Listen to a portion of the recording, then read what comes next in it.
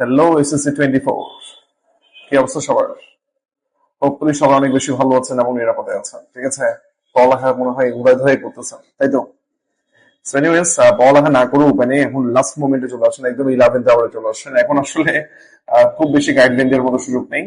Just আমি এই কথাটাই বলবো, আপনি আপনার হলকে কিভাবে ফেস করবেন এবং আপনার এই টাইমটা যেটা একদম 11th আওয়ারে এসে আপনার যে শর্ট টাইমটা আছে, এই টাইমটা আপনি কিভাবে অ্যাসেসমেন্ট করবেন, আই থিঙ্ক এই বিষয়গুলো নিয়ে খুব নিখুঁত একটা প্ল্যান থাকা উচিত আছে, ঠিক আছে? এটা হয়তো বা আপনি আগে থেকে করেন নাই, বাট এখন করা উচিত আছে, ঠিক আছে?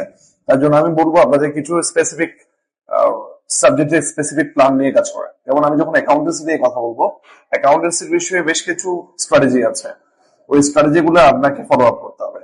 তা আপনি জাস্ট এমনিতে দেখা যাচ্ছে আপনি অ্যাকাউন্টেন্সি করতেছেন, অ্যাকাউন্টেন্সি করে আপনি সবকিছু ক্লিয়ার করে ফেলছেন, দেখা যাচ্ছে পরীক্ষা হলে গিয়ে আপনার ওই যে যেটা হয়, আপনার যে স্পেশাল টাইম, আপনি যে আপনার টাইম ম্যানেজমেন্ট, ঠিক আছে, সবকিছু মিলিয়ে আপনি দেখা যাচ্ছে কি হোলটা আমাদের একটা ট্রেডিশনাল প্রসেস আছে, আপনি কিন্তু এত বছর যে স্টাডি করেছেন বা এই কয়েকদিন যে স্টাডি করেছেন ওটা কিন্তু প্রুফড হবে আপনার ওই 2 and 3 আওয়ারের মধ্যেই।